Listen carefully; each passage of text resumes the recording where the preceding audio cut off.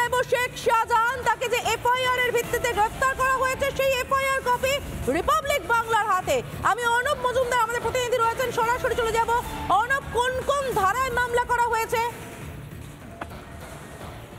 একবারে দেখুন সমাজবিদা, তোমাকে জানিয়ে রাখি শেখ শাহজাহানের বিরুদ্ধে আইপিসির যে সেকশনগুলো নিয়ে আসা হয়েছে 147, 148, 149, 186, 427, 379, 506, 34, 341, 353 এবং 323 এবং 3টে পিডিপিপি অ্যাক্ট এই ধারায় গ্রেপ্তার করা হয়েছে। মূলত যদি দেখা যায়, যেটা আজকে এডিজি সাউথ বেঙ্গলও বললেন যে এনফোর্সমেন্ট ডিরেক্টরেটের জোন 1 এর ডেপুটি ডিরেক্টর তিনি যে কমপ্লেন করেছিলেন, অর্থাৎ এনফোর্সমেন্ট ডিরেক্টরেটের আধিকারিকদের উপর যে আক্রমণ হয়েছিল সেই ঘটনার তদন্তে নেমেই কিন্তু তারা গ্রেপ্তার করেন। এবং এখানেই প্রশ্ন উঠছে, এখানে একটা এফআইআর কে অত্যন্ত বড় করে দেখানো হচ্ছে, কিন্তু এর আগের যে এফআইআর গুলো হয়েছিল যার মধ্যে 302 রয়েছে, তার মধ্যে আর্মস অ্যাক্ট রয়েছে, সেগুলোর কি হবে? এবং পুলিশ যেভাবে তাকে কার্যত বলা যেতে পারে যে শেখ শাহজাহানকে কোর্টে তুললো, কোর্ট থেকে নিয়ে কার্যত এই মুহূর্তে কোথায় একটা হাফিস হয়ে গেল, সেই সমস্ত ক্ষেত্রে কিন্তু এখনো একটা প্রশ্ন উঠছে যে এতগুলো সেকশন দেওয়া হয়েছে, এতগুলো এফআইআর রয়েছে যার নামে, তাহলে কেন 56 দিন সময় লাগলো? এবং তার থেকেও যেটা খুব গুরুত্বপূর্ণ যে সমাজবিদা, তোমাকে জানিয়ে রাখি, এখানে যে ধারাগুলো রয়েছে সেই ধারাগুলো সরকারি কর্মচারীকে যে ধারাগুলোর কথা তুমি বলছো,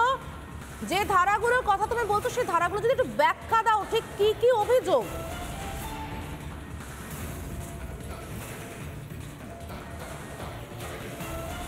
অর্ণব, একটু সঙ্গে থাকো। আমরা যে ছবি এই মুহূর্তে দেখতে পাচ্ছি, শুভেন্দু অধিকারীকে আটকানো হয়েছে, শুভেন্দু অধিকারীকে সন্দেশখালী যেতে বাধা দেওয়া হয়েছে। এই ছবিটা এই মুহূর্তে সরাসরি দেখতে পাচ্ছেন, সন্দেশখালী যাওয়ার পথে বাধা।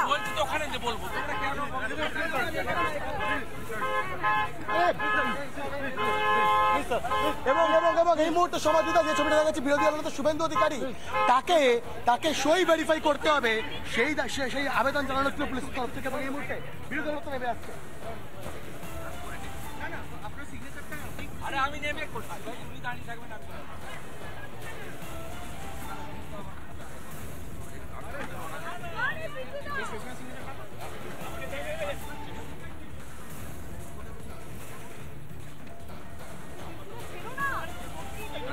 ভাস্কর, একটু বলো ঠিক কি চলছে এই মুহূর্তে ওখানে এবং কোথায় আটকানো হলো?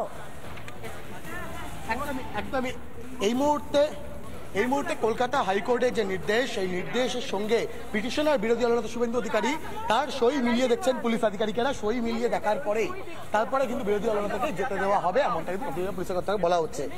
এবং এই মুহূর্তে বিরোধী দলনেতা তিনি তার যে স্পেসিমেন সিগনেচার, সেই স্পেসিমেন সিগনেচার করলেন, করে পুলিশ কর্তা যিনি রয়েছেন তার হাতে তিনি তুলে দিলেন।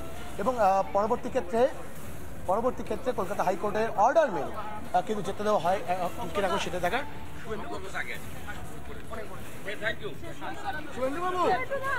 কলকাতা হাইকোর্ট আমাদের বলেছিল যে হাইকোর্টের অর্ডার মেনে আমরা যাব, এটা গতবারেও ছিল, গতবারও আমরা দিয়েছিলাম, আজকেও দিলাম। সুরেন্দ্রবাবু, কলকাতা হাইকোর্টের ডিভিশন বেঞ্চের রাজ্য গেছে আটকাতে। এবং এই মুহূর্তে বিরোধী দলনেতা শুভেন্দু অধিকারী তিনি রওনা দিচ্ছেন এই মুহূর্তে যে রামপুর বাস স্ট্যান্ড থেকে বিরোধী দলনেতা তিনি রওনা দেবেন রামপুর ঘাটের দিকে। এবং যারা স্থানীয়রা রয়েছেন তাদের সঙ্গে কথা বলছেন।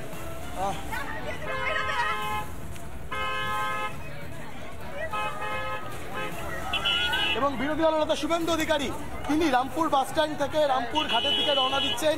সেই ছবিটা আমরা লাগাতার দেখাচ্ছি।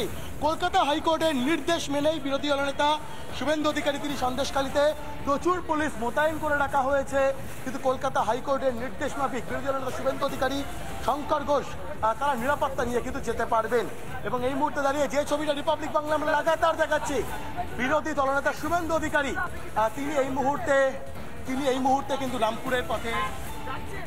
এবং নিঃসন্দেহে দাঁড়িয়ে আমরা লাগাতার প্রতি মুহূর্তের ছবি তুলে ধরবো, বিরোধী দলনেতা শুভেন্দু অধিকারী তিনি এই মুহূর্তে উপস্থিত রয়েছেন। এবং বিরোধী দলনেতা শুভেন্দু অধিকারী এবং শঙ্কর ঘোষ তারা নিরাপত্তা নিয়ে যেতে পারবেন কলকাতা হাইকোর্টের তরফ থেকে, এমনটাই কিন্তু নির্দেশ দেওয়া হয়েছিল। এবং সেই নির্দেশের প্রেক্ষিতে, সিঙ্গেল বেঞ্চের নির্দেশের প্রেক্ষিতে রাজ্য ডিভিশন বেঞ্চে চ্যালেঞ্জ জানালেও দ্রুত শুনানির আবেদন খারিজ করে দেওয়া হয়েছে ডিভিশন বেঞ্চের তরফ থেকে। এবং স্পষ্টতই বলে দেওয়া হয়েছে ডিভিশন বেঞ্চের তরফ থেকে যে কোনো জরুরি শুনানি নয়, পরবর্তী ক্ষেত্রে যখন লিস্ট অনুযায়ী আসবে তখনই শুনানি করা হবে। এবং এই মুহূর্তে দাঁড়িয়ে বিরোধী দলনেতা শুভেন্দু অধিকারী, তাকে দীর্ঘক্ষণ কিন্তু রামপুর বাস স্ট্যান্ডে দাঁড়িয়ে থাকতে হয়েছে। শুভেন্দু বাবু,